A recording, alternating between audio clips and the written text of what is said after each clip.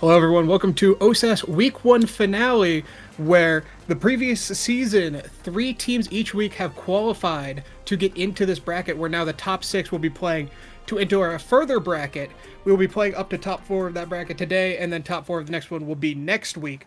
However, right now, we have Seraphim Crimson versus Chikara Storm, where we will be playing on Taiko Temple with the starting awakenings. I believe it was Adrenaline Rush, and I didn't get to see the second one. However, I'm joined here today by Mai. Mai, are you looking forward to these games? I'm very much so looking forward to these games. I think the second awakening was rapid fire here. We are seeing the Luna band coming out from the side of Chikara Storm and a Zentaro band coming from the side of Seraphim Crimson. So perhaps looking to deny away some of that damage, with Adrenaline Rush being a very scary awakening, but also rapid fire in the hands of a character like Zentaro can be very deadly. However, damage does seem to still be on the table with that Finny and even the Drakkar pickup. Maybe not the highest damage, but still some on the table there. Versus, I guess, more of a traditional comp here from the side of, I believe this is Chikara Storm.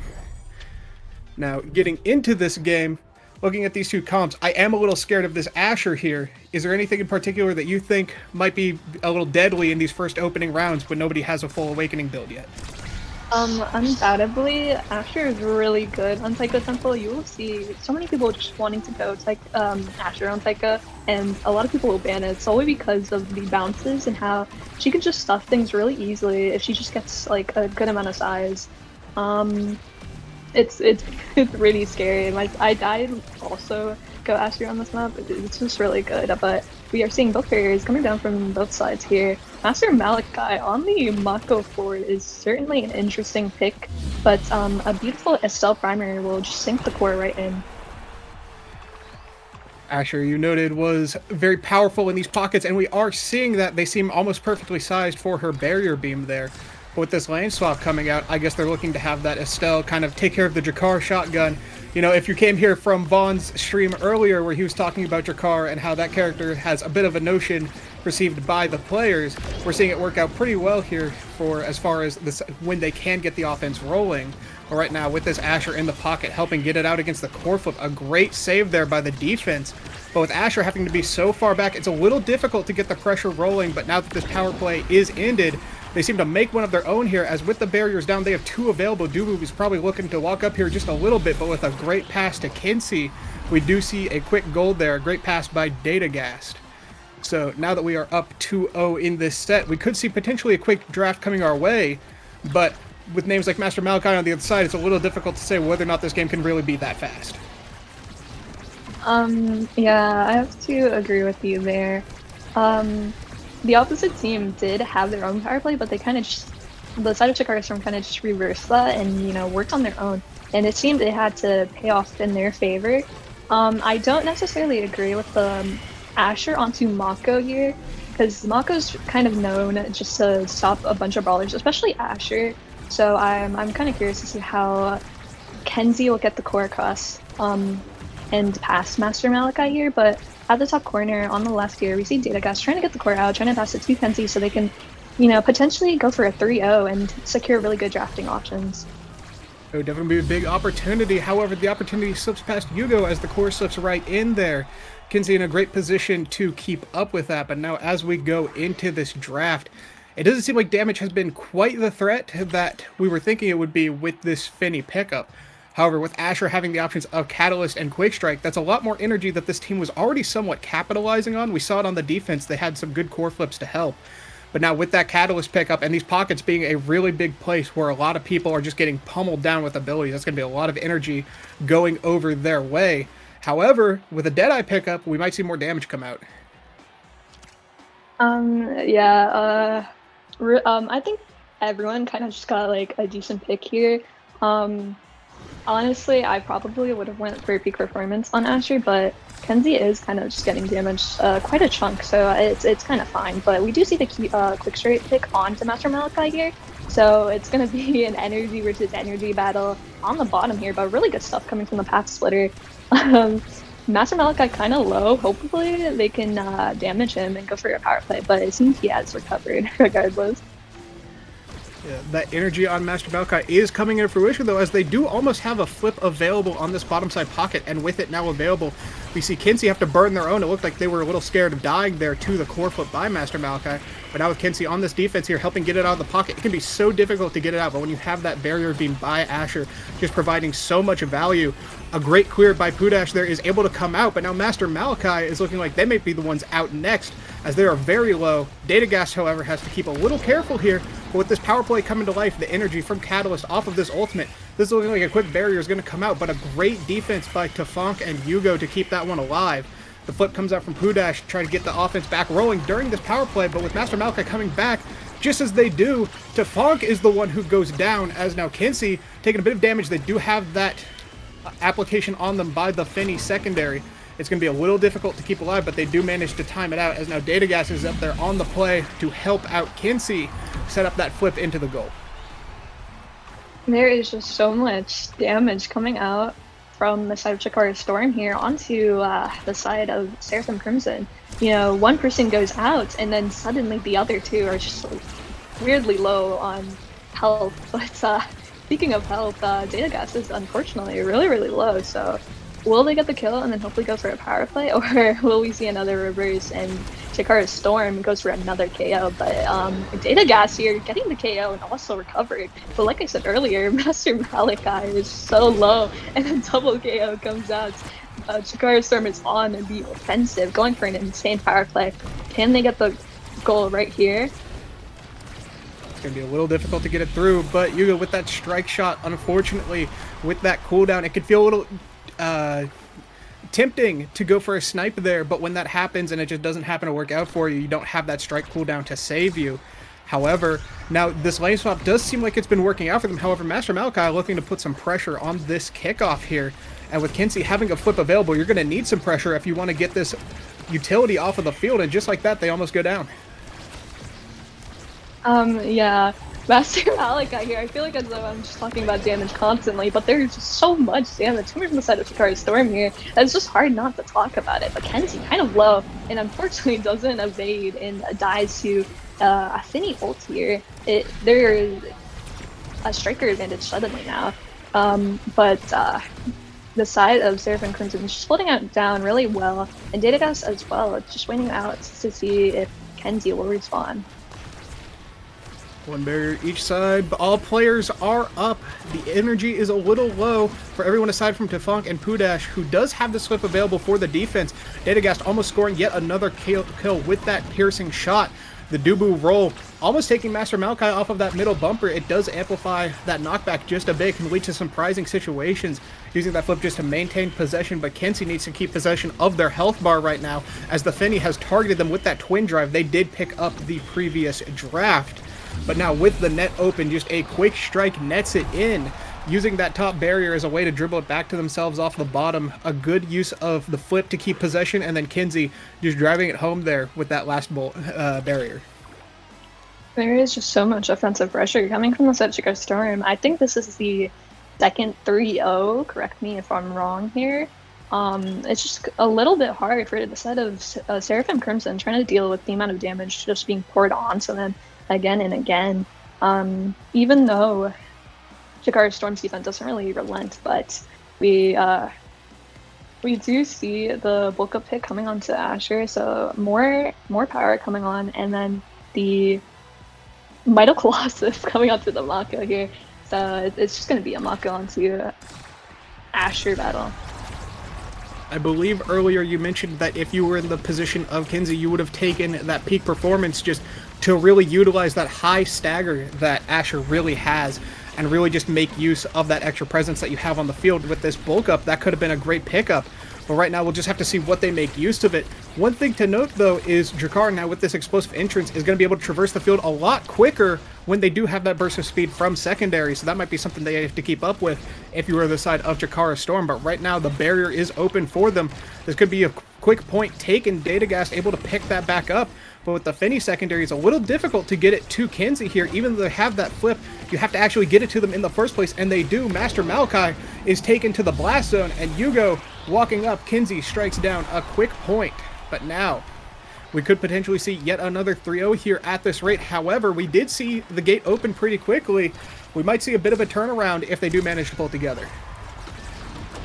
Yeah, really good dribble from Kenzie right there, and they just beautifully sink the core right in. But again, we just see Master Malachi really low. The side of Fairfin Crimson are just taking hits yet again, and again and again, consistently. While we just see a beautiful amount of offense coming from the side of Shikara Star. Seraphim Crimson is trying to hold on and just trying to get it out of their corner, because once they do, you know, they can possibly get the berries out and go for a play, but a really good stun coming from Kenzie, and Data Gas gets the goal. I really like that collapse there on the core flip, where the piercing shot came through, stunned the goalie, got the core moving up the field, and then Kenzie was there with the barrier beam to help keep that goalie out of position. Finny, a character that is not the best on the defensive side, has a lot of powerful utility for keeping people dead, but once you're in that defensive situation, it can be a little tough to get quick saves on other sides. So Kenzie just pushing them out of the way and saying, hey, you're not allowed to be here, is going to be really great for their team, scoring a couple points that way. We see it yet again there, but right now the first barrier goes down for the side of Chikara Storm. We have to see if they can pick that up, or maybe pick up this kill on Data Gas, which they actually do here. Kenzie looking to potentially build up a flip, but it just slips right in Pudash with a great angle on the clear. Nobody was really expecting it to go that way. They maintain the flip and maintain the 3-0 once again to win this game. There was just so much damage getting poured onto Seraphim Crimson here. It was just really hard for them to get it out the corner and, you know, go on the offense and take their barriers. But an insane 3-0 sweep. 3-0 in goals and 3-0 in a set here. Surprisingly enough, I genuinely thought that the side of Seraphim Crimson would go for damage, considering the Finny goalie pickup. But I guess they got out damaged by Adubu, Asher, Estelle here. Well, Taiko Temple is a little bit of a difficult map because even comps that aren't necessarily damage comps can certainly feel like them because you're shoved into those pockets where you have to help your goalie get it out. And we saw Kenzie doing that a lot on the defense, which really helped their team keep the tempo in their favor. But when you're in there, like we said with that Catalyst, like they built up so much energy just from helping defend because they were constantly being pummeled with hits. Like you said, all of that damage coming out. Master Malachi was in a similar predicament where they just had a lot of things happening to them because they would go to make an offensive play and suddenly there's 2 to 3 people in a small corridor banging on their door. Tax collector is here, pay your evade or die. And with the KOs built up by Kenzie and Datagas, we see that they definitely made use of that damage. But now I believe we are waiting for our next game. But while we wait for that, I feel that damage is one of those comps that in this type of bracket we may see more because when you only have one game to make your point to get it further into this bracket and get your seeding higher, there is that situation where if you can get the damage out, you can make a very polarizing game for your enemies, where if you just get the right things, you can just shut them out, and it's not like, okay, well, they got damage comp on us this game, it was just a good awakening start, we get another. It's, oh, we really have to be careful, we get this one shot, and they made an excellent use of that on the side of Chikara Storm. Yeah, I have to agree with you there. There was, again, just so much damage coming out.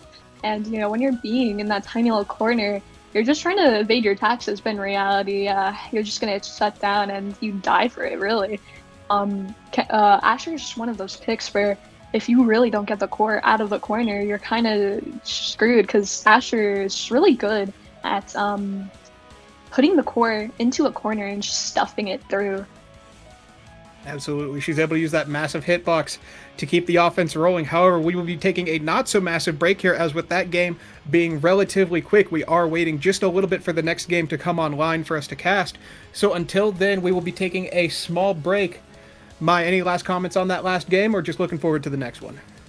I am looking forward to the next one. Seraphim Crimson is one of those teams that we do consistently see in OSAS finales. So if they're not out of this one, then, you know, I believe we'll see them in the next, surely. All right. Well, until then, stick around, chat.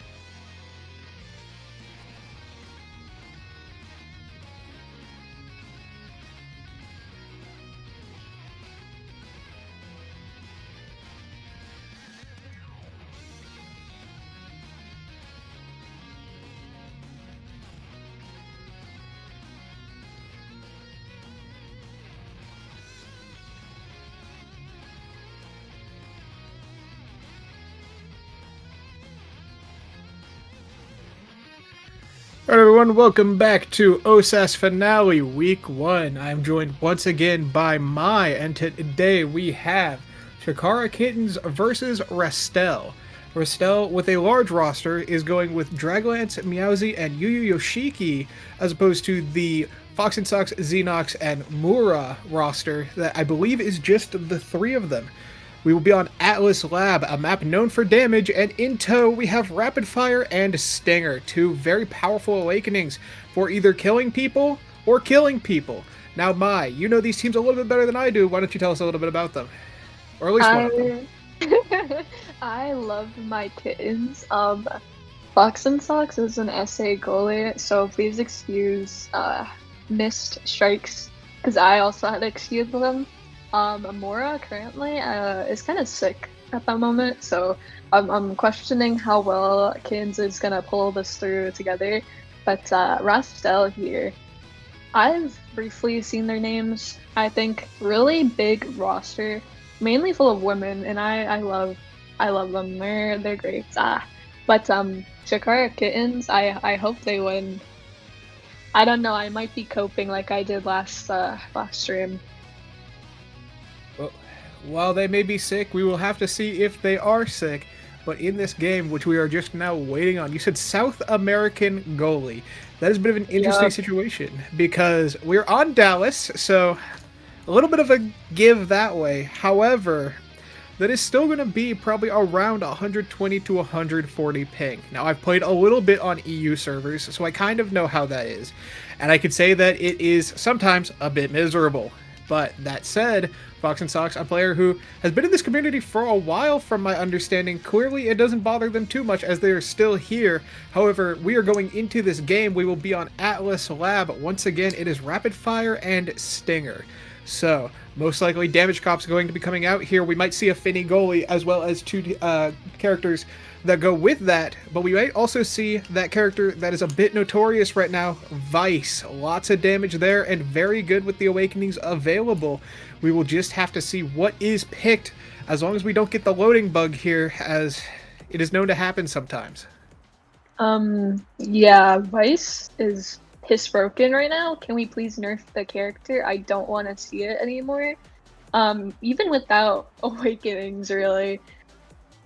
I don't know why they're running triple Kazan. I don't think this is legal, but even without awakenings, really, it's just still really good. But we are seeing the Kazan hover on all three and the Kazan ban on all three.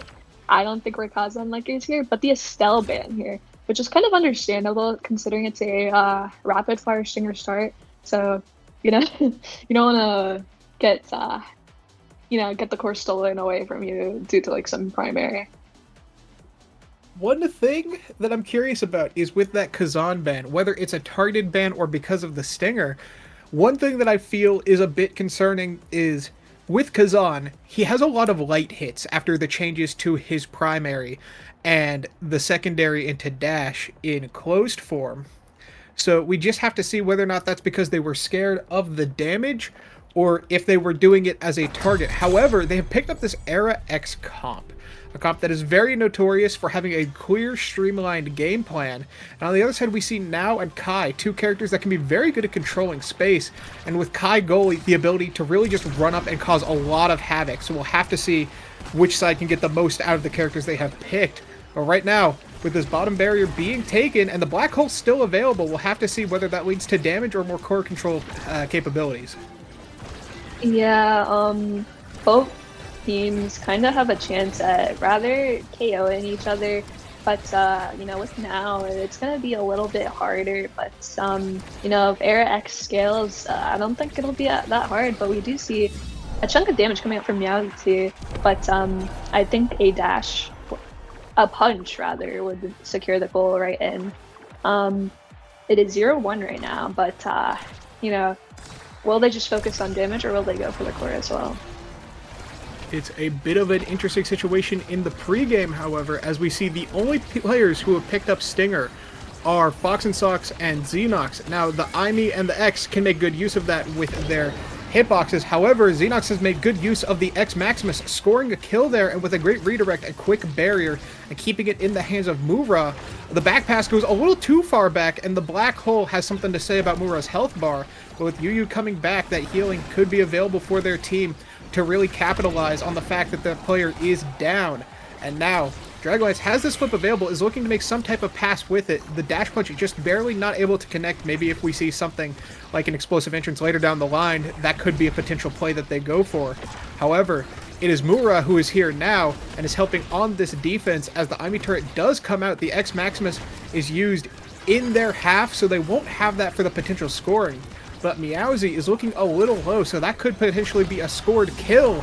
But it's Yu with a quick primary down the middle of the net, catching that clear up to Mura and scoring a point for their team, giving them a 2-0 lead in this set. A really good read coming from Yu. That primary really just sunk the core right in. But all I'm seeing from this game is just a really big X, but I guess I don't see it anymore because Meowsy just wiped him off the map with a death punch. Rapsdell kind of going on the power play here, on the approaching from the top corner, trying to get that last barrier and just sunk the core in. Maybe a 3-0, but Xeno just respawns right back and goes back to KOing. Will you get the KO and hopefully go for a power play? I assume not at the moment, but an unfortunate strike doesn't quite get the last barrier right there. It is a 1-1 barrier situation. It certainly is, but it's a zero black hole situation, as now there's nothing to stop Xenox from running at Yu Yoshiki other than the cooldown of that X Maximus and the little bit of healing that they have going for them. As right now they have healed back up, but Meowsy has healed the offense of their team as they have gotten that kill, securing yet another power play. And with Dragonlance walking up, a flip available, they're opting to back up and just patrol, make sure that that barrier doesn't go down to something interesting.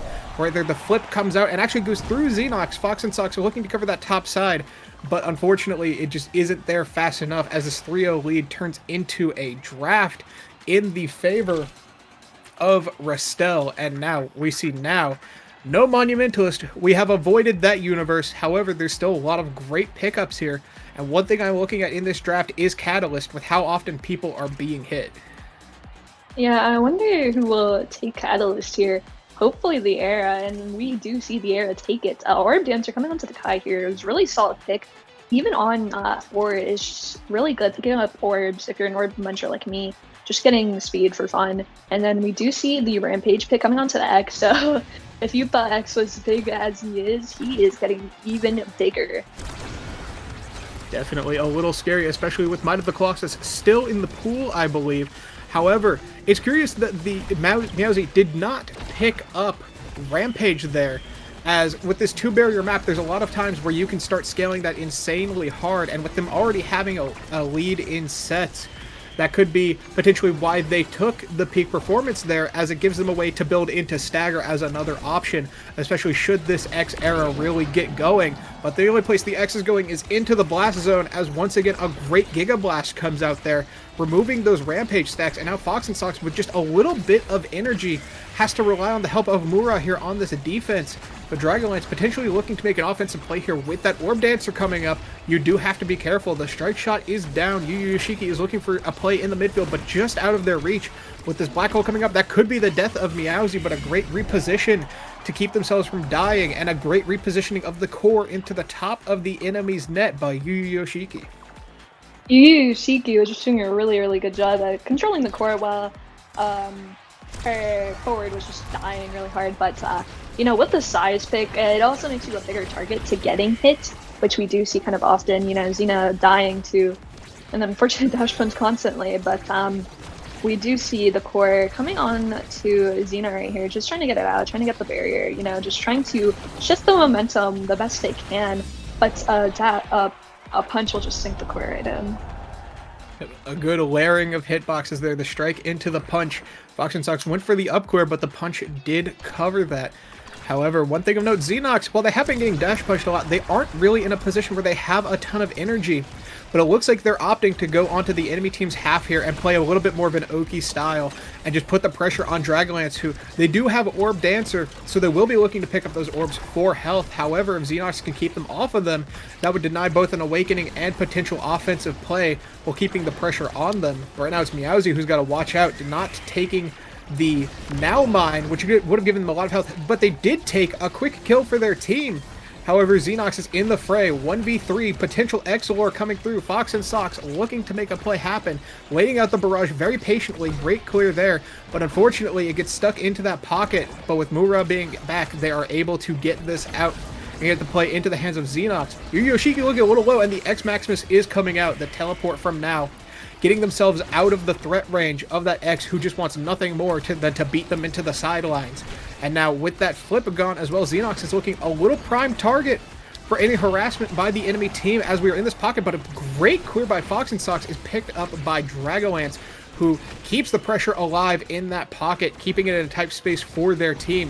For a quick dribble, gets it into the hands of Mura and Xenox, who almost managed to sink it in there. Dragolance not quite ready for that one, and another redirect into that bottom corner, getting it this time.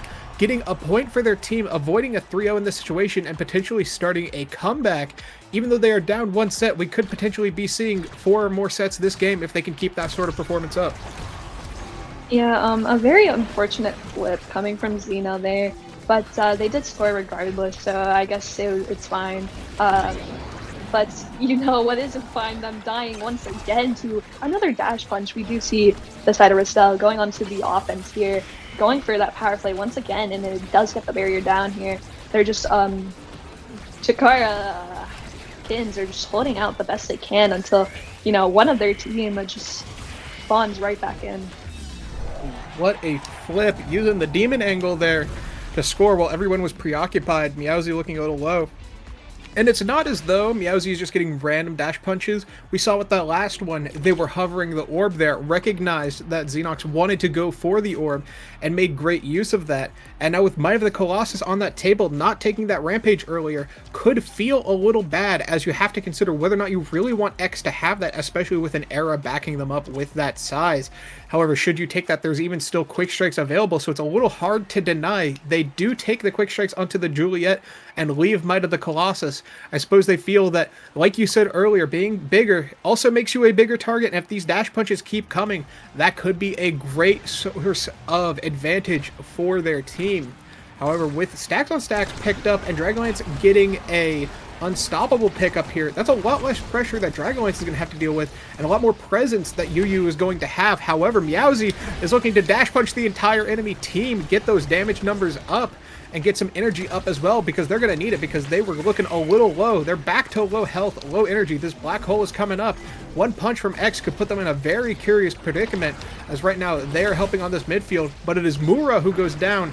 That recovery drone helping keep them alive and keeping them in this game. Now looking to follow up on that dash punch. Almost a great combination play there by the forwards to get a kill.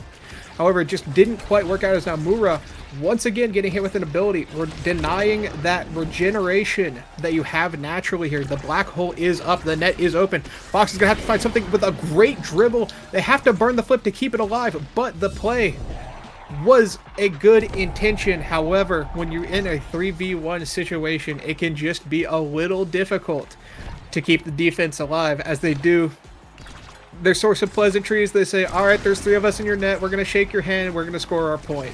As now we get on to this next one.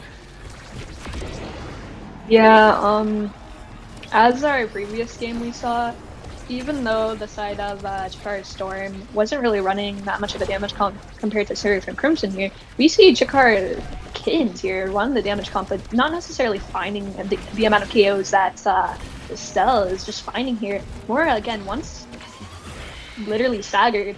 I don't know if going for damage here is genuinely the play. Maybe a bit of core control, you know, will sink a core in and hopefully put really good core flip coming from Fox and Sox here, and just sinking the core right in. What can you do when a goalie just pops up out of nowhere and you're in the bottom corner, not ready to defend? Bit of an RKO out of nowhere, but big thing there is it was Yu Yoshiki, I believe, who died, and that's going to reset their stacks on stacks, and with that taking longer to fully stack up now, that's going to be a big boon for the team. However, Meowsy looking to make that dash punch come to life here, as they're soon going to be put to death with the health bar looking so low at this point. Even with the now healing, it's really just not seeming like it's enough against this Stinger start. Yu Yoshiki looking potentially next. However, the Sour Spot is not going to be able to kill there. Meowsy's got to be a little careful. No energy, no health, just a dream.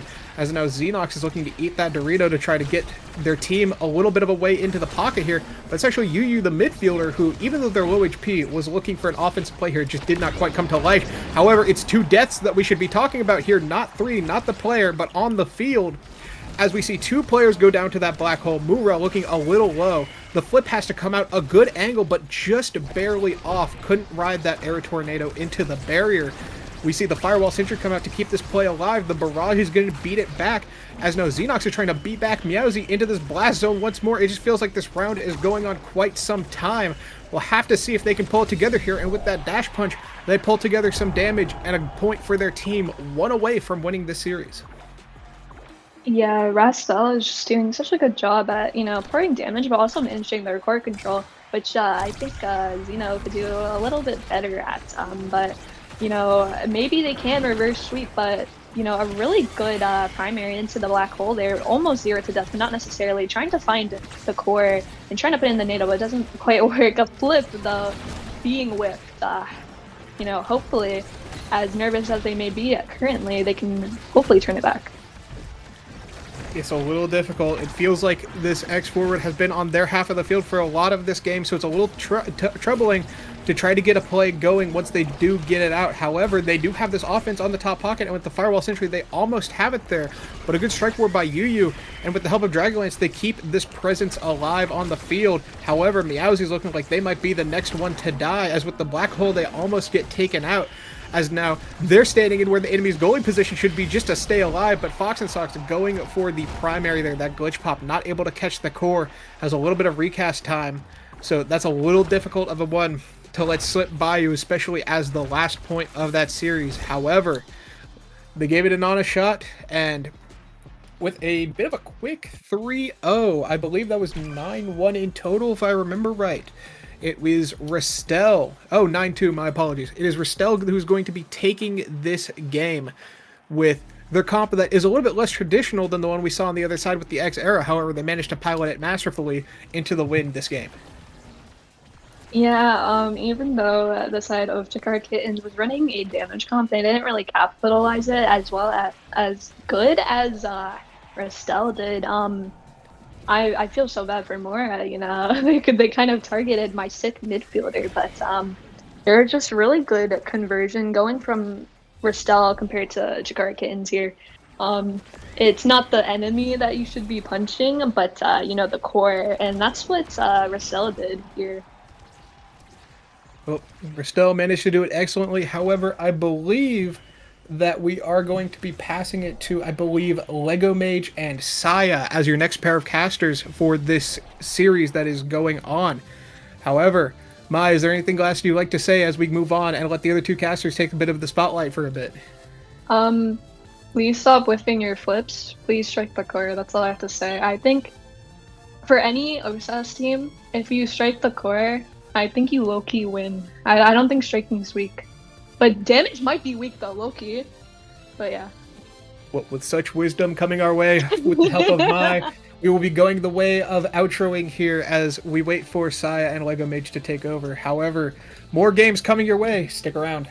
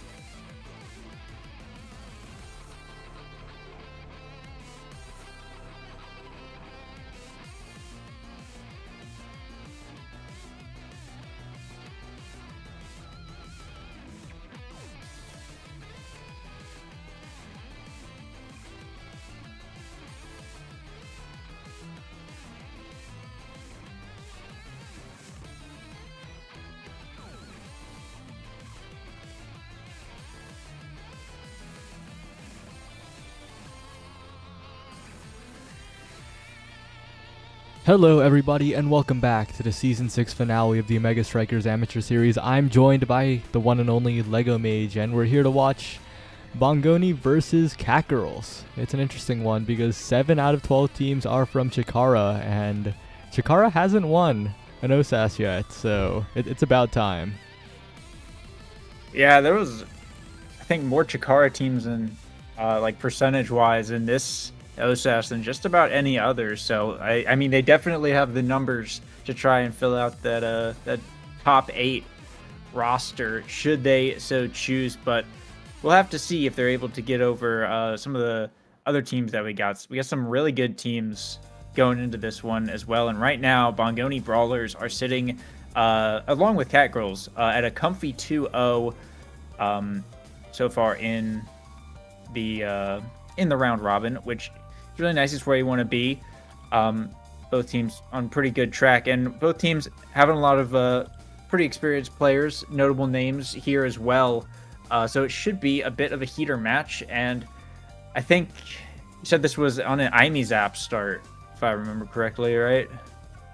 Yep, it's IME-Zap, and the starting awakenings reportedly are Deadeye and Adrenaline Rush, so it's going to be an interesting one.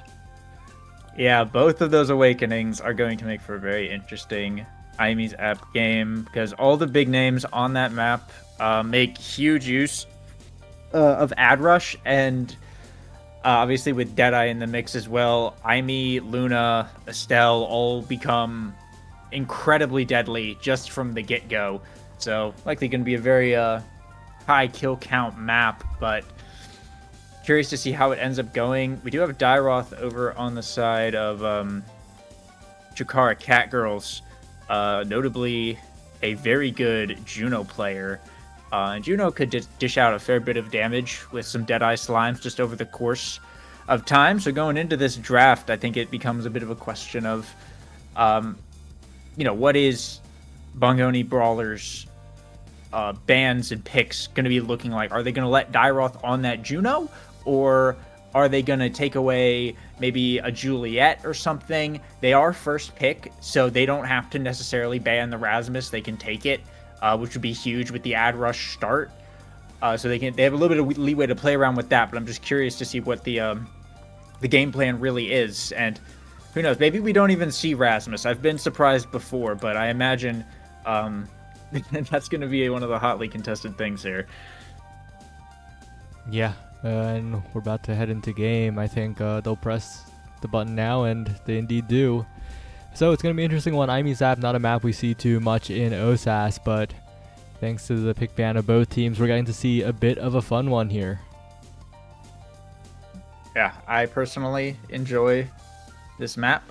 I am biased Rasmus goalie player, but I think it's interesting. There's a lot of neat things you can do about it. Ignoring the obvious KO pit in the middle, there's a lot of fun angles you can get off of it, just with the core, even if you're not going for KOs and stuff. That I think makes for a really cool setup. And of course, you have all the back barrier clears and some fun angles you can play with around there. But it's actually a Vice ban coming out from the side of Bongoni. Does make sense on this Deadeye Ad Rush start here. Vice, notoriously heavy damage dealer, and Asher ban as well now, coming out from the side of Chikara. But looks like Blades Valor hovering that Juliet with the Ad Rush start. That's absolutely massive on this map. They're going to get the Mako here as well. Dubu Aimi coming out for the side of Chikara. So no Rasmus bans and no Rasmus picks. That's actually very surprising to me. Seiji going for the Drakar instead, which Drakar can definitely kill on this map. Get some cheeky shotgun kills with pummelers, which they did take along with the Ad Rush. So curious to see how this plays out. This is not a typical, I think, IME-Zap comp over on the side of Chikara. They're focused more on kind of core control and maybe a few surprise KOs, whereas Bongoni Brawlers have leaned much more heavily into the looking for the power plays. They have pummelers on everyone. They have Ad Rush on everyone. So we'll just have to see how it goes. But it's actually Boomer Guy on Dubu who finds the first KO in a surprising twist of events. Yeah, Blades Valor dropping down, and now we just getting in there with the Firewall Sentry as well, and Boomer Guy to the top side will just sink it in with a great shot for the first goal. And yeah, it leaves you wondering, OSAS is really a tournament about comfort picks, though, and I think that kind of does explain a lot of why we're not seeing the Rasmus here, but it does kind of suck. Chikara Cat Girls picking the double midfield on Aimi Zap. It's a bit of a cramped map. It will be a lot harder to play. A lot of it will be on Dairot's back to get the core up for Naui to set up with the Firewall Sentry, but so far they're dominating in terms of core control, and we're going to have to see some much better midfielding from Bongoni if they're going to keep up the pace. Yeah, the kind of game plan of get the KOs is so far not really paying off. Blades Valor just now managing to hit level 2, but the damage, just having the Aimi and the Juno on the side of Cat Girls has been keeping the stagger bars relatively even. Like, Bongoni have not been really allowed to bully them or just chip away or find any kind of damage that they're looking for, at least in these this first few rounds. So I mean, Cat Girls definitely keeping up the pace, and like you said, they are controlling the core significantly better so far. This being said, Seiji with the core flip will open up the barrier here for Bongoni Brawlers. They got to get it past this time, trying to get over to Blade Valor. He's going to find the mark, win the strike war, as Bongoni Brawlers able to tie it up 1-1 in our first set. Well played by them, setting up Blades Valor to do what they do best, you know, just to set up that strike war in front of the goalie, the threat of abilities as well, and an awkward Firewall Sentry in the midfield, but a Juno Slime will try to mix up HE Cannon, but just goalieing quite well so far. Another glitch pop, primary from Mako, saves that one away, and yet again, it's just really good defense from Bongoni. They'll need to do a lot more, though, to keep it up, because Dairoth and Naui have meter. They're looking to get the flips up pretty soon, and Boomer Guy is making the saves, is preventing the barrier from going down, and now he has the flip, but good defense by the Drakkar, making sure the barrier doesn't go down too quickly, but there's a flip, not even necessary. AJ Cannon not striking there, unfortunately, and the Chikara Cat Girls kind of finding a huge advantage here. They have full meter on all three members and didn't have to spend a single flip for that last point. Yeah, Naui is finding these shots against AJ Cannon on the open goal pretty consistently so far. I think it's really going to come down to Bongoni to just keep that barrier up for as long as physically possible, because I think once that goal goes down, the Juno and the Aimi just have so much more free reign to make these cross net kind of passes and angles. And right now, core flip from Dairoth is going to get blocked away though, but there, it could have gone a lot worse there, as we've seen. And Blade Valor getting staggered now is not a really good situation when Cat Girls are on match point like this. The forward has to retreat so far, and yeah, Naui just able to work their way around AJ Cannon with the angles there. Didn't opt for the flip either, which is a bit unfortunate. So it will be Cat Girls taking the first set. Boomer Guy, the MVP as well. And we see a couple nice things showing up here. Missile prop potentially for this Dubu, but also Spec Training, Colossus, and Quick Strikes, as well as Bulk Up, are all sitting around. Quick Strikes going over to Boomer Guy. It makes absolute sense. Missile prop here on the Mako. It's like Naui, perhaps waiting for a moment. Going to go for the recovery drone just in case. That does hinder the KO potential a little bit here of Bongoni Brawlers, who are really looking for those edge KOs more than the damage. Colossus on Juliet and Bulk Up on Drakkar, though, are going to be able to assist with that a fair bit if they're able to find the setups. Cat Girls have been doing a pretty good job so far of not letting themselves get into the position where they're able to get KO'd. So we'll have to see if they're able to keep that up, or if notoriously on this map, people will tend to forget about the middle after not getting KO'd for a while. So we'll see if they can not let this slip their minds.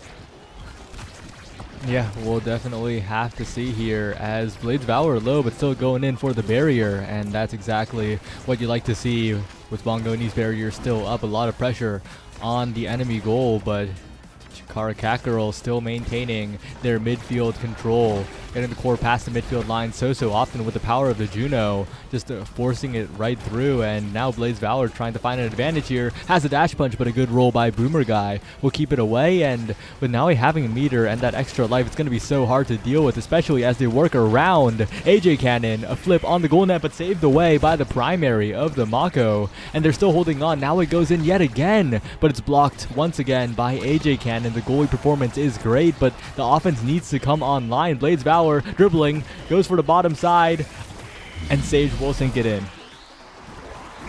Nice shot from Seiji. Yeah, there's some incredible defense there from AJ Cannon. I even saw an evade strike against Naui's, I think, cyber swipes, like in the top side. which is really nice. I mean, that's what you want to see out of your Mako goalie, just holding down one of those corners absolutely as an absolute iron wall, which is really kind of the defensive game plan for a team like this without really much global presence against a team that is almost all global presence, right? So big ensnare drums though coming out from AJ Cannon. Does not quite find the KO on Naue though. Gets the core flip out of there. They're looking to bring down this barrier. Naue still alive after taking a baseball to the face as well. We're going to have to fall back out of the play a little bit, and this is going to allow Bongoni Brawlers to be able to push up. And Blades Valor finds the KO, but a core flip from Boomer Guy is going to see Bongoni's barrier go down instead. And now core flip from Dyroth to stall out the power play for a bit longer here, trying to get their other midfielder back online. Blades Valor has a flip up though. Naue doing a good job of keeping it away. However, in the top side, the dash punch is going to find the barrier, and the flip from Blades Valor is going to get it through Boomer Guy and Dyroth, as now it is Bongoni Brawlers who are on set point 2-0 and looking to bring back a set of their own. Yeah, but they need to close this out. They cannot let it slip away. It's such a dangerous situation potentially. And right now the offense is good. They take the barrier early, exactly what they're looking for. They just got to push up past this midfield and find something. As once again, the Turtle Fortress comes out to stall the play quite a bit. And the barrier does go down as well. Dyroth and Naue top side looking, trying to find an opening here as Naue goes in with the cyber swipe. Another jump from Dyroth, but it won't be quite enough. And the Bongoni beheaders just hold on. Yeah, and the KO though coming out as Seiji gets taken off the field there. I think some stray projectiles there, making a power play now for the side of Chikara Catgirls, which what you want to see. Snare drums coming out, and Dyroth getting taken down now to the Deadeye and snare drums.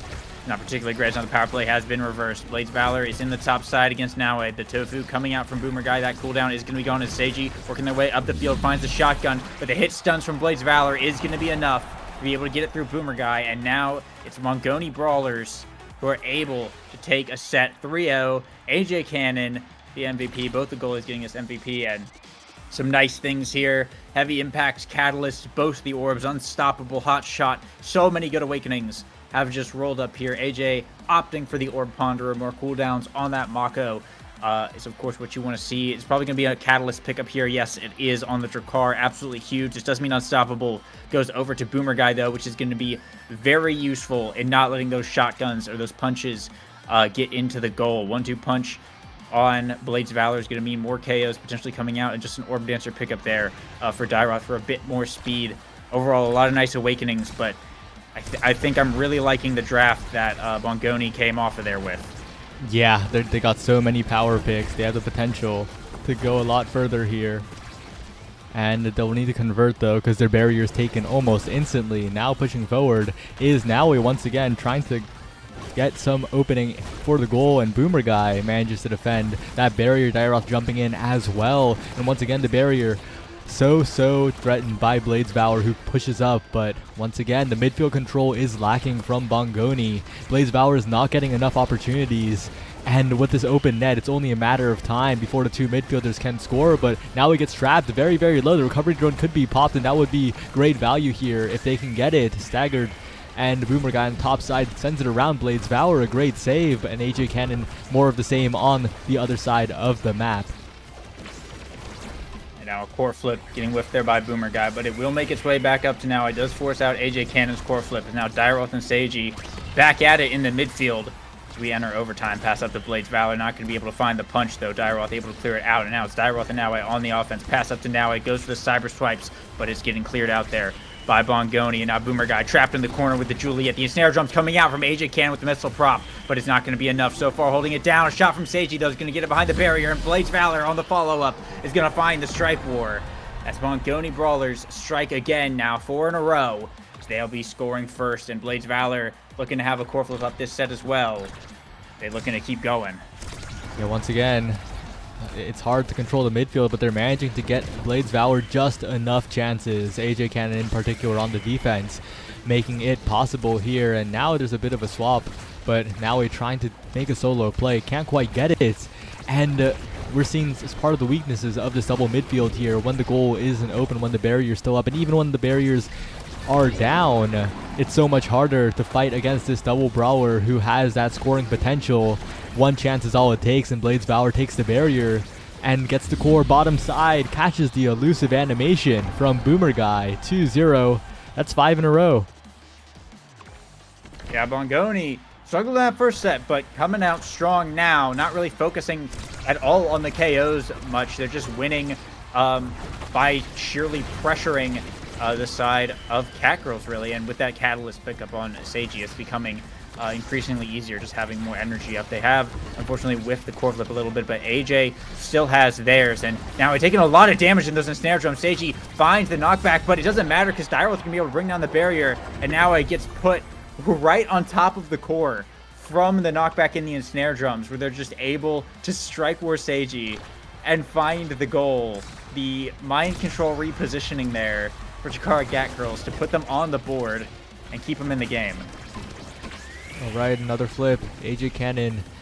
Barrier is dropped, and now in Blades Valor in tough spots. Once again, looking for the barrier here.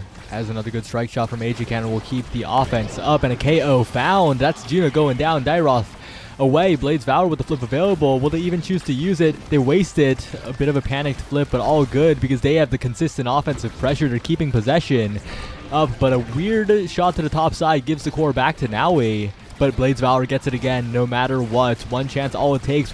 One dash available, but it gets slipped by Dairoth again. Now in a tough spot is AJ Cannon, trying to send to the bottom side. Now we're trying to chase the core, but AJ Cannon makes a save to the bottom side, and a KO found by AJ Cannon on the Juno again. Dairoth down, Blades Valor with the crossfire, and Bongoni are looking really good as a team. That is a Missile Prop Deadeye Mako primary right there. Dairoth has been getting knocked off the edge from both that and the ensnare drums. We saw the ensnare drums fly out at the end there, go across basically the entire map. I think AJ Cannon might have more KOs than the forwards combined, but the extra special pickup here is going to be very deadly, as those ensnare drums can be up all the more while, going across the entire map, dealing so much damage and being on cooldown basically all the time. It also denies it, of course, away from the Dubu, who's going to have to settle here for peak performance.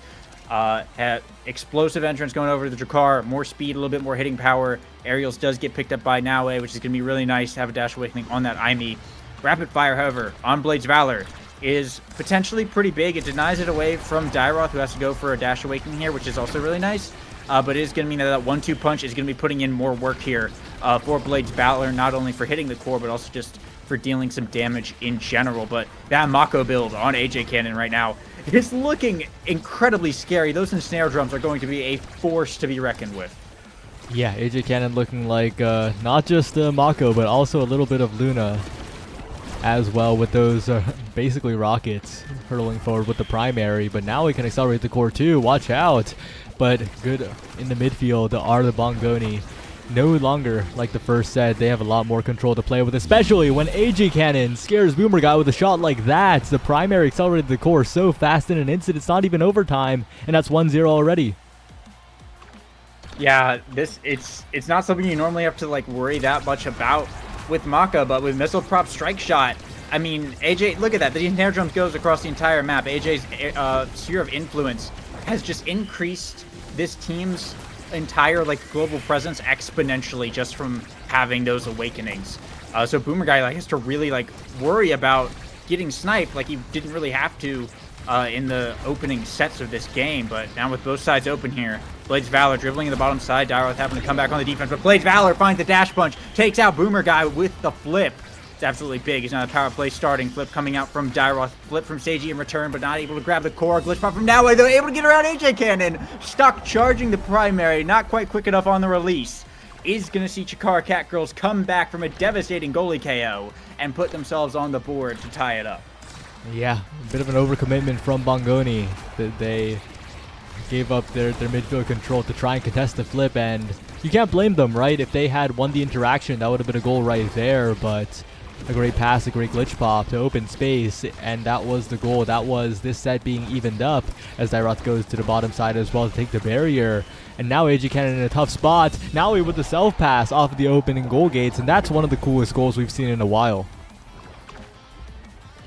That was a kind of a crazy glitch pop. It looked like it was just set up to launch it straight in, but barely hitting the goal gate probably confused AJ Cannon even more, as just went straight back up to Naue there. But ensnare drums coming out off of kickoff. trying to get something here. Bongoni not looking to lose this set away. Blazevalor does have a core flip up, but needs to get into a spot where they're able to find it. But all three members of Chikara Catgirls on the defense, they're able to clear it out. However, Seiji looking to force it back in with the midfield, using the invisibility there to find the strike war and bring down the barrier. Now the offense can perhaps continue. Core flip from AJ, tries to get to BlazValor. The log, though, from Boomer Guy gets it back over to Naue. Dairoth trying to push up, but so far Bongoni able to get out. There's the soup. Flurry's coming out, but back in the hands of Naue. Dairoth jumping in, sending it in the top corner. Naue trying to fight, but the ensnare jumps from AJ Cannon, perfectly placed. They're going to hold it down for now. However, not able to get out of the corner in time, and Naue finds the barrier. But now it's BlazValor in the bottom side, goes for the dash. Core flip from Boomer Guy, countered by core flip from BlazValor to find the shot. Not quick enough on the log. It's a really tough angle there. And that's Bongoni Beheaders, Bongoni Brawlers, whatever their name is, bringing it to set point as well, tying it all up and keeping it absolutely neck and neck.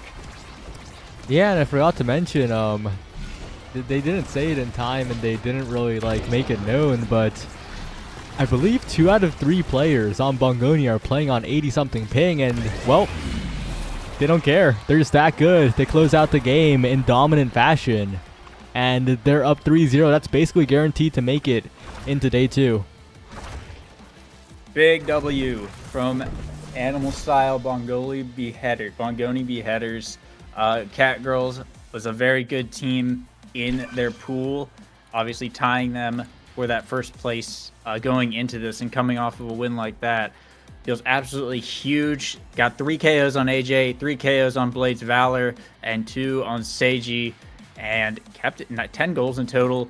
Kept it good, kept it clean. After that first set, they got their awakenings, and I think they just, more than that, I think they just kind of figured out what they needed to do. They needed to just focus mostly on the core, and any incidental damage that happened was just something that happened. Not even worrying about the KOs despite being on IMEZEP and having the Juliet, and that ultimately is, I think, what led them to victory. Just playing the corners and keeping to their strengths, forcing all the members of Chikara onto the defense as much as possible, where they can't really utilize their more range skills, more mobility skills, and just keeping it in a tight situation, keeping the pressure on Boomer Guy the whole time. And I mean, yeah, that looked really good from them, especially AJ Cannon holding it down so well.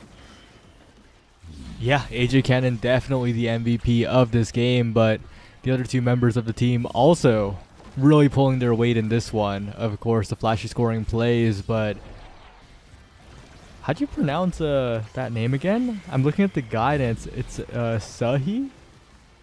Sahi? Yeah, apparently the J is silent. Oh. You know, Interesting. Omega Strikers has a lot of different names. Omega Strikers has a lot of names that are not pronounced how they are spelled for some reason. Wait, is that an inside joke? I don't know. It might have been a little bit of trolling. Uh-oh. AJ Cannon? AJ Cannon might have submitted a bit of a joke for that one. That's but funny. Wait, but is it Sage or Saji, or, you know, there's still a lot of mysteries to be had on that one. It just Sage, isn't it? Anyway, well, a bit of a break until round 4. We'll see you pretty soon.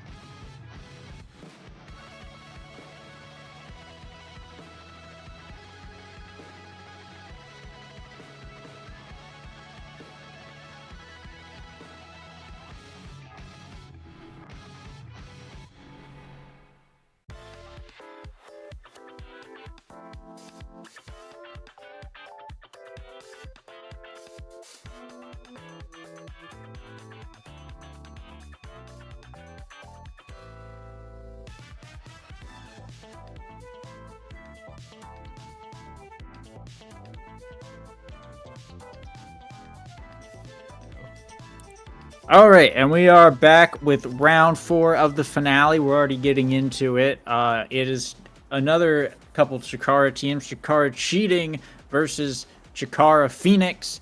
Back on the app once again. They're getting into the picks and bans right now as a Rampage. Primetime start. So we're going to see how this goes down. It's like an IME ban coming out from Cheating to start us off. Yep. We'll have to see. As Rasmus ban on the other side, we're not seeing the tomfoolery of last game. Rasmus will appear somewhere in the striker select screen, but with the first pick on Chikara Cheating side, that's a huge Juliet pick, right? No Rasmus to match on the other side.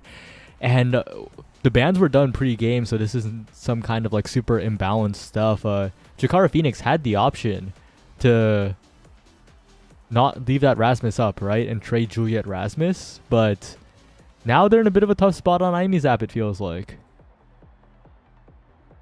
Yeah, well, let's have to see how these picks end up going. We do see Jet Secret back on the Dubu here, but we see Zen and Estelle coming out, and there's the Asher for Chikara Phoenix. And I think on a primetime start, I think this is like fine in a vacuum.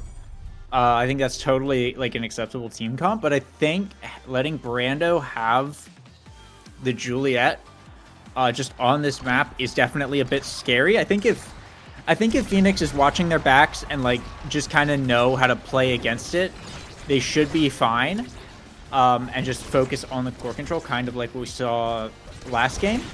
But we'll see how it goes. I mean, they are kicking us off with the offense going first, trying to get it in the corner, but so far, Cheating able to hold it down. Yeah, holding it down, especially with the help of the Rune of Perfect Curves, but the Rune picks, easy to doubt, right? So we'll have to see how it is piloted by Brando. A banish on the core, a bit awkward. Azrael with the counterplay, and Mike Mart with the defense. But a great pillar from the top ropes. Perfect Curves finds a perfect shot below Mike Mart. That's the first goal, and maybe I shouldn't be doubting the Rune.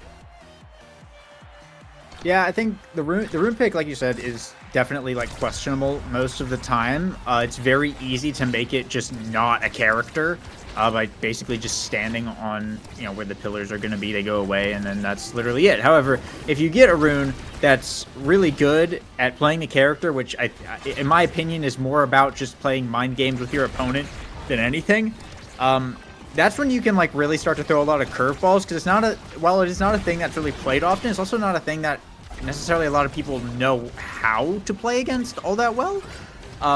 Especially in a league like OSAS where it's just not a common pick at all. And so far, Perfect Curves is doing a pretty good job of that. And just like, look at that. The positioning on just the secondary, just keeping track of that kind of stuff.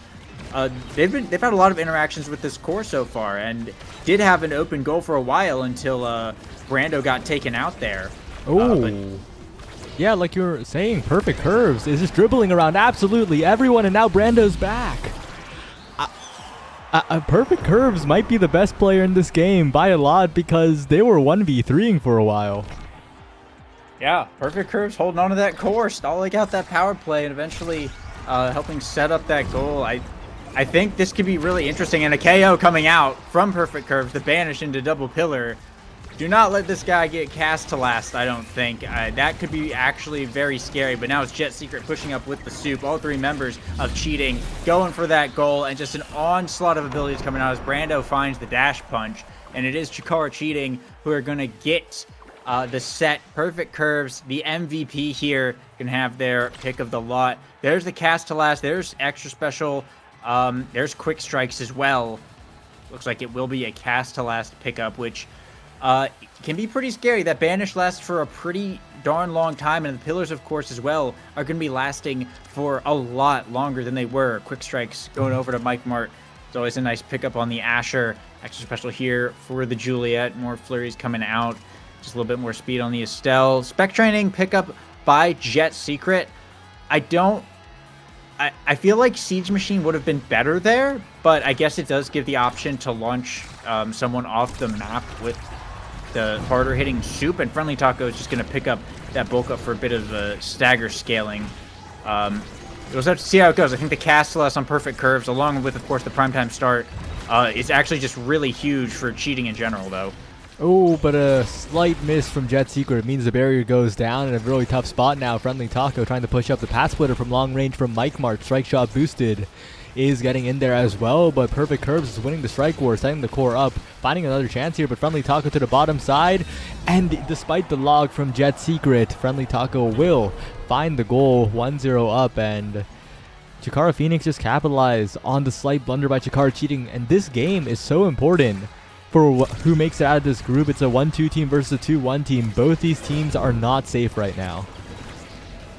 Yeah, absolutely. And you get some unfortunate misplays from Jet Secret on that last round on the defensive end. It can just set up, this kind of big snowballing effect. This only being a one barrier map, the room for error is a lot smaller than on some other ones. But that being said, the barrier going down once again, and Friendly Taco in the top side, but the soup coming out, the spec training coming in huge as Friendly Taco getting taken out there, but now core flip from Azrael is going to get blocked away as the power play here for Chikara cheating, looking to be good, but Mike Mart in the bottom saves it out of the rune pillar, burns the flip, but keeps it safe until Friendly Taco is back online, and now the offense kicking off once again for Chikara Phoenix. Cheating on the back foot here, but Brando with the dash punch, maybe changing it up. Friendly Taco going for the point. Perfect curves with the core flip, able to save it away, getting it back over to Brando. Shot to the top side. Mike Mark can't find it with the dash. It's Chikara cheating who are going to find the point and tie it up. Chikara cheating still looking strong, a tough situation, but they navigate it. They manage to defend, and they find the passing play for the goal. Great flip angles as well as Perfect Curves continues to perform, and Brando looking to score, but Mike Mart is so solid on the defense here, really making this game close. And if Brando and Perfect Curves can't find around Mike Mart quickly, it could be a tough spot, but the barrier goes down, the pillars are formed, and now Perfect Curves continuing to keep possession of the core, winning all of these midfield strike wars, finding a banish, trying to find the mix-up, and they do successfully catch Mike Mart off guard there, using the primary instead of the strike after the reset from the secondary.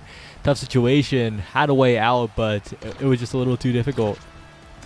It was a really great banish there from Perfect Curve. Just took Azrael out of the picture entirely. No one to cut those passes. And on against Asher in an open goal like that, that's exactly what you want, to have that extra passing lane to pass it around like we saw there.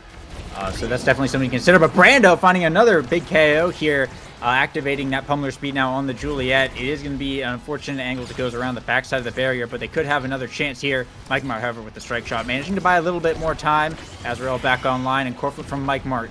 Send it away and reset the field here. Both barriers still up for the team, but Brando finds another KO. And now with the flip, looking for this barrier. Not a good angle, but they have the power play here. Jet Secret in the top side. Down to Perfect Curves now. Passing it up to themselves on the top. Looking for the pillar, but Mike Mart able to hold it down once again. Azrael as well in the defense. Friendly Taco back online.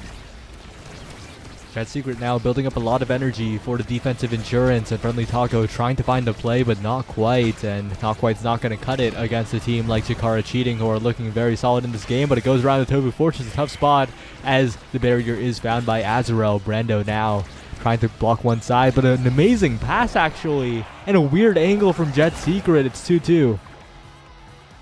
Yeah, that looked like a bit of a misinput of some kind there from Jet Secret. They must have like flicked their mouse up at the wrong time. It should have been a down clear right there, but regardless, it is going to be set point now for each side, and keeping it really close. I mean, the set could be potentially very important depending on who gets MVP and what shows up. If Catalyst shows up and Brando gets it, that could be really scary for the side of Phoenix, but they are the ones making the push here. It is Azrael and Friendly Taco bringing down the barrier first now. Mike Mart trying to get it back over Rune Pillar in the way, though. Now Perfect Curves, the shot from the pillar is actually going to find a barrier in return. Brando and Perfect Curves on the offense. It's going to get away. Mike Mart with the strike shot gets it back over to Friendly Taco. The soup has to come out, but Azrael on the top side. The blink, ready to receive the pass here. Perfect Curves wins the strike war. Get it back over to Brando. Flurry's coming out, looking for the angle. Dash punch coming in. Core flip from Mike Mart to send it out of there, but it's still on their side of the field. Perfect Curves pass up to Brando, looking for a shot in the bottom. Mike Mart able to disable the pillar and keep it out of there for now.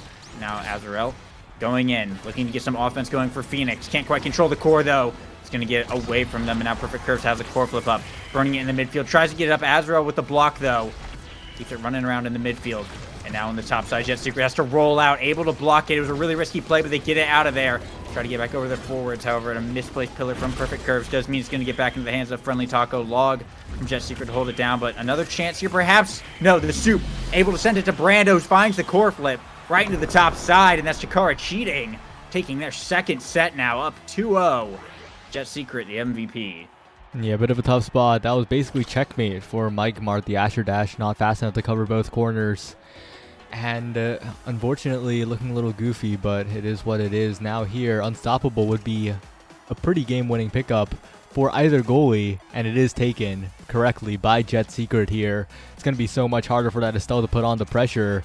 And on the other side, there's a Monu pass splitter, but like that Unstoppable is the entire draft, and 1-2 punch left up for the Julia as well. I think Chikara cheating well and truly equipped to take the game in this next set. Yeah, those were some very big picks there. The Unstoppable basically shuts down everything Azrael throws at them, and a lot of what Friendly Taco can do as well. And of course, Chrono Boost on Perfect Curves, that's just even more banish time. That already see they've been utilizing that skill quite well. Now it's just going to be even more punishing when Chikara Phoenix gets hit by it. And they already have the barrier down here in an open goal, and Brando actually able to find it off of an interesting angle there, like hit the center and just bounced up to where Mike Mart couldn't get to it in time. I mean, that's what you like to see when you're Chikara cheating. You get a little bit of a free one to start you off, and now you just got to seal the deal and take this one home. Yeah, and a lot of damage being put on the Tofu Fortress specialized training, of course, combined with a dash punch, 1-2 punch from Brando, is going to make a striker advantage instantly. Azrael now has to dribble up, has to find the play, but once again, these primaries from Azrael, this ability usage from Azrael has been a little too preemptive, a little too simple for Jet Secret to defend against, and the dribbles around from Chikara cheating add layers to the offense. That is making it so difficult to save. Mike Mart uses the flip on the defense, and that's all the resources gone. Brando now, one more chance. Pat Splitter forced away, and Brando, bottom side, finds the perfect shot, recognizes the situation. They're one goal away. Now on match point, Chikara cheating, looking to take this oh-so critical game here. Azrael is going to have a core flip up this set, but it seems to be a bit out of reach at the moment for Chikara Phoenix. A nice pass there between Perfect Curves and Brando. Sees the barrier go down pretty quick. Now Jet Secret, though, is going to lose out to the Zen ult. As both sides opened up, Friendly Taco looking to potentially put Phoenix on the board here. It's a pass from Azrael. Perfect Curves with the perfect pillar, though. Able to save that one away. However, the offense is still going for now. Perfect Curves, self-pass with the secondary pass up to Brando. Looking for it. A pillar placed right in front of Mike Mart. Is going to totally shut down that clear. And that's Chikara cheating, taking the game. What some stellar plays there from Perfect Curves in that last round. That was actually amazing. Yeah, Perfect Curves with the perfect performance. I mean, did no wrong in that game. Usually runes on the defense have 1 or 2 fumbles that lead to own barriers, own goals. We saw none of that. We saw spectacular defense, offense, everything from Perfect Curves, and the rest of Chikara cheating just really putting it together. Mike Mart was solid on the defense, but unfortunately Friendly Taco and Azrael just could not keep up with Brando and Perfect Curves that game, and it really led to some goofy open net situations, but you can't really blame Mike Mart in this one. Yeah, Perfect Curves, having the primetime rune can be just so discombobulating. For like playing against rune is already kind of discombobulating because you can just kind of spawn a hitbox anywhere, but having the primetime basically means that it's really hard to track the cooldown of when that can even happen. And with the way Perfect Curves was playing, positioning that secondary so well and just utilizing all the skills, like they clearly know what they're doing on the character quite a lot, and they utilized it to its maximum potential here. They were really kind of the star of the cheating side of the match. And I mean, yeah, Mike Mart had some amazing saves and some really great defense, but in the face of that psychic warfare, basically, it becomes exceedingly difficult to defend against both the Juliet corner pressure and someone who can spawn hitboxes kind of whenever they want to. Yeah. Well played from Chikara cheating. And they are moving up to 2-2, right? They are in a very hotly contested group, of course. We'll have to see the result between Chikara Tofus and Restel, but this group has the potential to go absolutely anywhere. Of course, Animal Munchies sitting at a comfortable 4-0 with set count at 12-0, 3-0ing every game so far. But other than that, this group looking very, very competitive for the other 2 spots and moving it out. And Group 1, however, also pretty interesting. Very, very close. But Bongoni, who we saw earlier with the 3-0, but there are 2-1 and 2-2 teams, so it's still really up in the air. Yeah, could be very close. Over in that group, Real Mix and Seraphim Crimson teetering on the brink of elimination. But I mean, they still have a couple games to go. Or I think just one game to go apiece. So, I mean, a lot of that could just come down to, could be out of their control. It could just come down to whatever second and third place end up looking like when that group finishes up. But yeah, looking like, other than the Animal Munchies sweep, which I think everyone mostly expected, but going 12-0 is looking like a ball and ballers all over again, not dropping a single set so far this group stage. It's absolutely huge. But I am excited to see what other teams are going to be end up joining them in week 2, because like you said, it's looking very close all around otherwise. Yep, but with that, we'll take a bit of a break before our next game. The matchup's already been decided, but we gotta wait for the round to be ready. And we'll see you in a bit.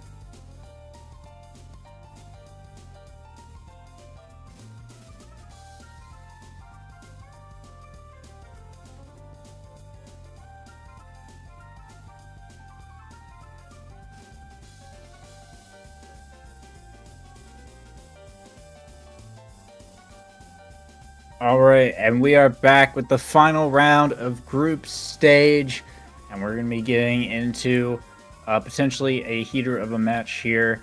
It is Animal Style Munchies versus Restel on Animal Style, already sitting at 4-0, so they're like guaranteed in, and Restel actually looks like they're sitting at 1-3, so I think Yeah, they they're are eliminated, unfortunately. yeah, they are guaranteed out, which is a bit unfortunate, but we will get a nice consolation match, I suppose, with some pretty good players here. Team player, explosive interest start on Night Market, and we're jumping into it right now. See what these picks and bans are. Yeah, Animal Munchies, of course, looking pretty dominant here. They've been playing incredibly well, and I would also like to note though they are 0-5 in the coin flip department, so they might be wanting a little bit more of that luck stat. But yeah, this is the team that everyone expected to dominate, and we're likely to see more of the same here. But I don't know, Rastel could surprise us. Yeah, Restel is definitely a very good team, and it's unfortunate to see them go out in day one when they were so close to making top 3 last season. But it just goes to show like how consistently they're even able to get to this point. Says something in and of itself. But there are a couple obviously very tough teams in their way, and Animal Style Munchies is of course just absolutely crazy right now. They are pulling off the Ball and Ballers run. So far, they have dropped no sets. They have gone 4-0 and 12-0. Every single game was a complete sweep, and I think they're just looking to just keep that up going into week 2. Keep that perfect record up and just, pull off the second full OSAS sweep, really. Yeah, they'll definitely try to do it if they can, and with a comp very suited to it, a lot of agency on the Kai of Doofus here. But I think you got the names. yeah, that's Rastel over there. Oopsie. Yeah. A lot of agency on the Kai of Doofus, however, so we'll have to see if Doofus can indeed make a bit of a difference on this Night Market map. But with Mudflap on the Asher, and with the Era being the pick here, quite a good character on this map. I don't know, I feel like it's another game that's looking pretty good for Animal. Yeah, I mean, this is kind of the comp you expect to see on Night Market. Regardless, Mudflap can pilot just about any brawler so well, and with the double buff kitten comp from Jackie Chance and Mikaela backing him up, it's going to be a lot of scoring pressure to deal with. That being said, it is actually Restel who we see take the first point. Meowsy able to find the score with the flurries there against Jackie Chance and earn a core flip in the process here. So, I mean, they're certainly not out of it yet. Animal Munchies doesn't really have anything to play for at this point, as their spot is pretty much guaranteed in the bracket. So, they could always slack. It could always be a nice consolidation victory for Restel to say, hey, we didn't make it in, but we at least beat the one team that went unbeatable. Should they, find a way to get past it. Core flip here from Meowsy. Does see the barrier go down, but Doofus is getting sacrificed in the process. It's now the power play for Animal Style Munchies is online. Yeah, power play well and truly online, and trying to find the passing plays, but they have an open net, don't forget it, and it's a bit of a tough spot, but the barrier's still not going down, actually. They're still holding on for now, and wait a second, Doofus to Meowsy attempted. They can't quite get it in the goal. They can't quite find the pass, and Mudflap with the flip on the other side has the potential to be quite scary on the offense here. You got to be really careful, as Mudflap has the flip, but Meowsy attempting as well, burning the flip from Jackie Chance. Maybe an opportunity, but Mudflap gets the barrier without using the flip, plays really patiently with the pad splitter, and wins the strike wars to take the point. It's 1-1.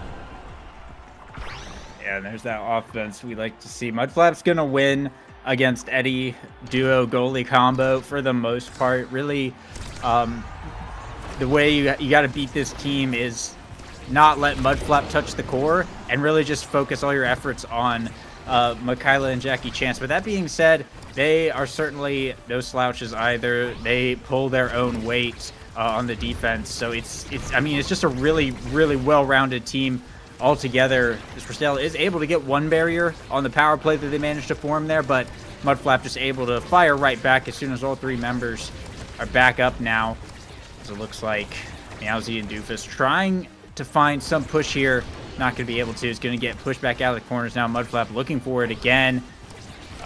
Because they're taking it to the top side, but it's going to get pushed back down into this corner here. So the battle over midfield is going to ensue. Both teams having these lockdown goalies able to just kind of sit on a barrier. Unfortunate roll though from Dragonlance. Is going to see that one go down in a lost strike war. He's going to see Mudflap find the point. Dragonlance not opting to core flip right there. Probably didn't think that they could get it past the Asher primary that came out. It was a really good positioning there from Mudflap. Right below the goalie is exactly where you want to be standing in that situation, especially with the midfielder up in that corner. Just cuts off all their clear angles pretty much. And a double barrier to start off the next round. Looking like Animal Style Munchies could just seal the deal and take this set right here, as Mudflap looking to push up position in this goalie box. So far, Restell managing to hold on, get a barrier now of their own. Doofus versus Mudflap in the midfield. Mudflap bringing it down to the bottom, dribbling up, but unfortunately Dash can go a little bit far. Jackie Chance with the flip, and now Mikasa with the flip, but can't get it through the midfield. Now it's Meowsy and Doofus trying to work their way back up. Jackie Chance able to clear it back out, down to Mudflap once again. Has the core flip, burns it here, goes for the barrier beam. Dragonlance able to fend it off, but there's the arrow in the top side, covering that angle and sinking it in as Animal Style Munchies will take set one. Yeah, just a really, really well-rounded set from Animal Style Munchies. They've been team playing. They've been passing it around, and that's making it really hard for Restell to deal with. And with this draft, the rapid fire picked up. That's even more control for this team. It's going to be really hard to deal with for the side of Restell. They do get the unstoppable to lessen the pain against the Juliet a little bit, but that's about it. The rest of the draft is not very kind to them. Yeah, I no matter what, it's going to be rough for Restell.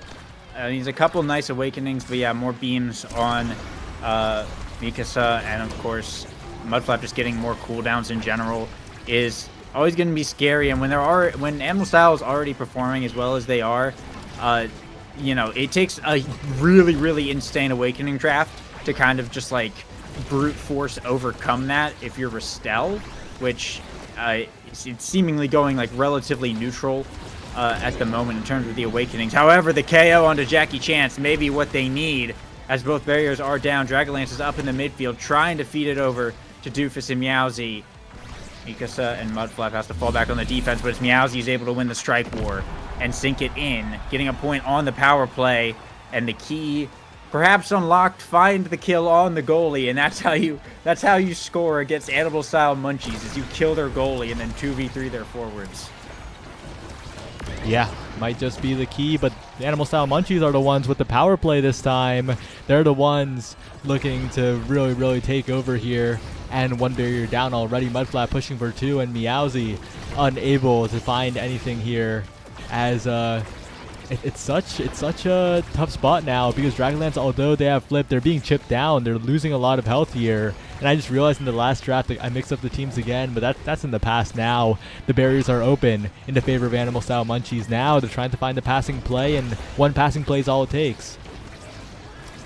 Yeah, Dragonlance does have a core flip, but Mudflap going to be able to find the hit stun on the secondary to prevent that from even being an option. Sink it right in. Animal Style Munchies tying it up once again as they look to take yet another set potentially to run into the kickoff, and immediately Dragonlance has to burn the core flip there. There's a nice shot there from Mikasa to get it around the backside of the Dubu to force that resource out, but now it's Restell on the offense here, and Snare Drums coming out, Pass Splitter coming out from the side of Animal Style, are able to hold it off for now, but both barriers on both sides still up. However, it's Meowsy not looking too healthy. Mudflap finds the KO.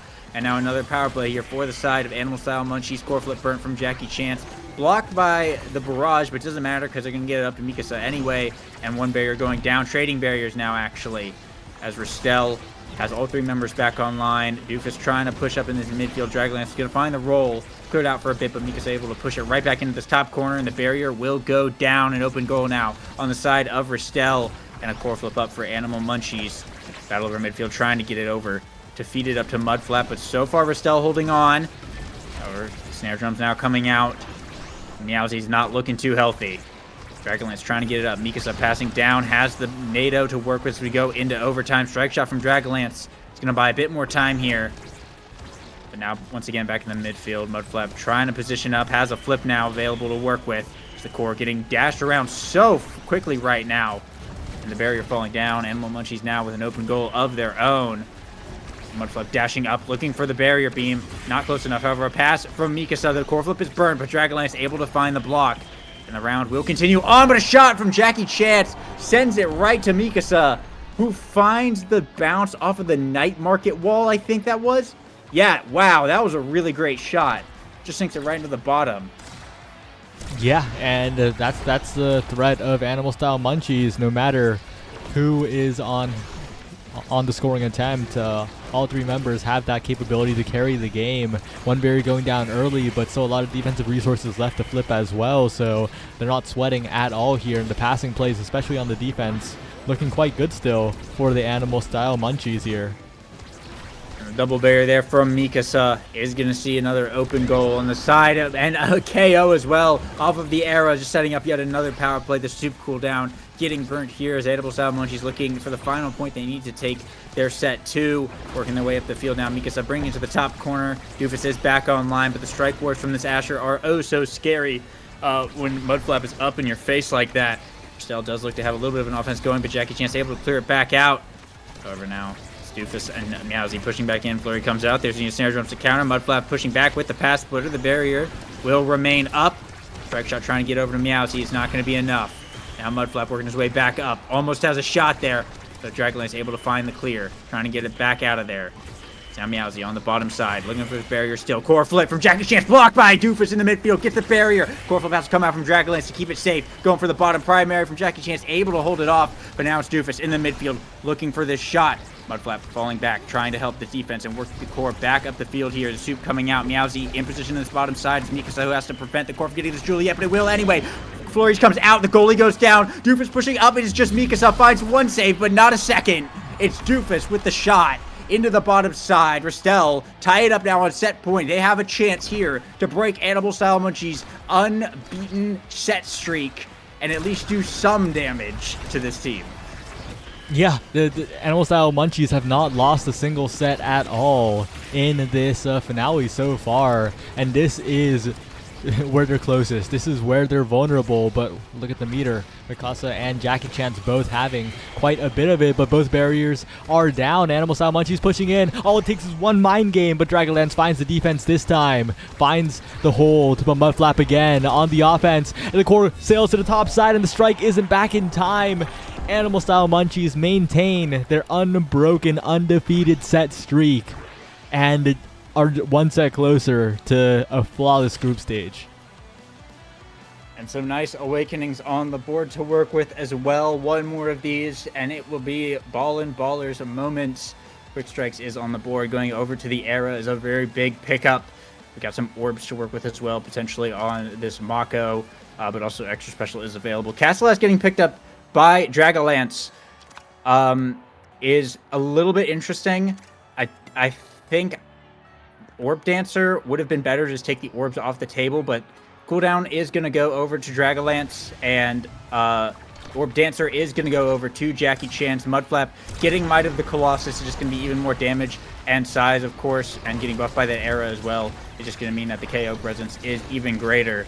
Meowsy just picking up that extra special for some more flurries, but Animal Munchies looking scary coming off of that draft as they have been all game and are just getting right into it. No barriers going down just yet, but the battle over midfield is, as always, hotly contested. Doofus is doing a really good job there, but it's really just come down to Animal Style Munchies' pure brute force offense that's been getting them these points. Just a little bit too much to hold, and with that KO coming out now, and Mudflap keeping Meowsy stuck in this bottom corner, a huge power play now for the side of Munchies as they get one barrier and are looking for more. Core flip has to come out from Dragonlance to save it.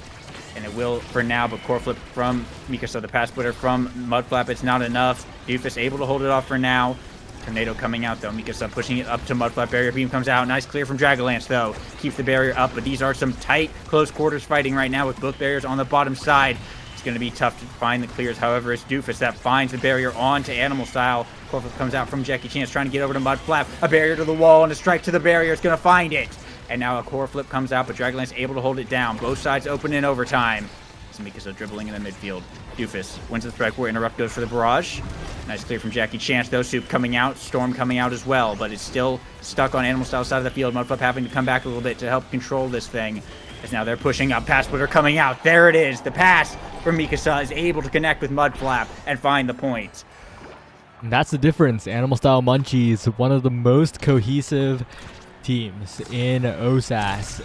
Not something that you see a lot of the time, but something that we're seeing right here. The passing plays, the zero hesitation on the offense, and both barriers down for Rastel right now. They're in a really tough spot. Doofus is going to have to do a lot of work in this midfield, and Meowsy is trying to chase the core, but going around the world. It's once again to Mudflap, and Mikasa has flip right in. That's another goal, and there's one away from that flawless group stage.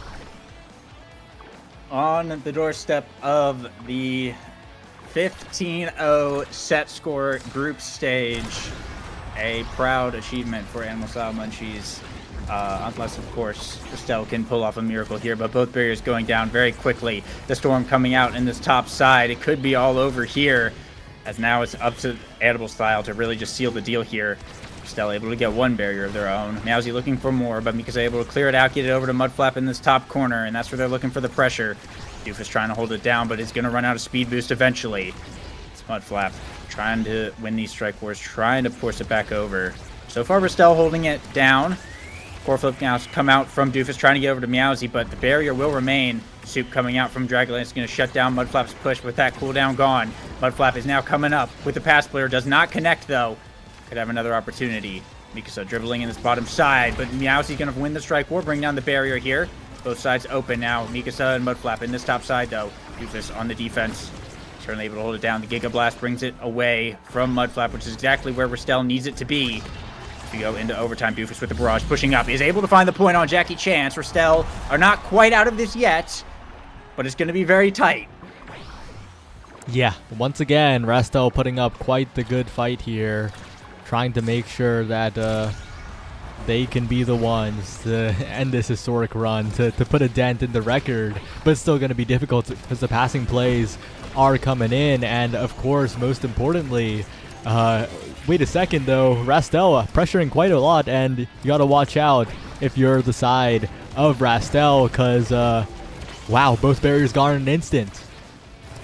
Yeah, now Mudflap, just a casual shot to the top is going to be enough to seal the deal.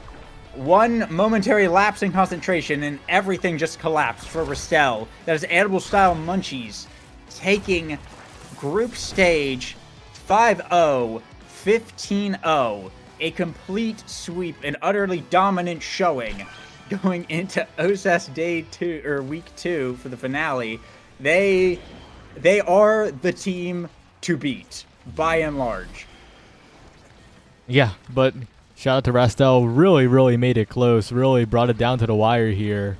So in the end, that streak could have been broken if one thing went different, but yeah, one thing's for certain, and it is that Animal Style Munchies are looking like the most solid team, the most put together team, and we'll have to see if they can be beat, because they are going into winner's side on day 2. Yeah, absolutely massive. You don't see a team like this come along just every season, but it's really great to see what they've been doing so far. And taking a look at the standings, take a look at the Pool 1 standings. Look, there's a couple games still going on, but so far, Animal Style Bongoni is sitting at 3-0, Crimson at 3-2, and those two teams over in Pool 1 are pretty much guaranteed to be in. I think the third place spot is still kind of contested between Real Mix and Cat Girls over there. And then over here, yeah, Animal Style Munchies, as we just saw, 4-0. Chikara Tofu's 3-1, so they're pretty much in. And the Chikara Cheating and Chikara Phoenix are both sitting at 2-2. And their game may be up to the whims of whatever these final games are finishing up. So that's pretty much where we're at. Yeah, and we're going to go to a quick break, but when we're back, we'll be in top 6, the bracket stage. There will be one round. Top 4 will be next week, but this one round is the best of 3 phase, and this will determine a lot. Lego, anything to say before we head to that break? I mean, good luck to everyone who's making it. Keep it interesting, I guess. Yep, keep it interesting. And as we watch the Chikara teams fall, will Chikara be able to take one? I don't know. This is their best shot at it, but it still remains to be seen. Yeah.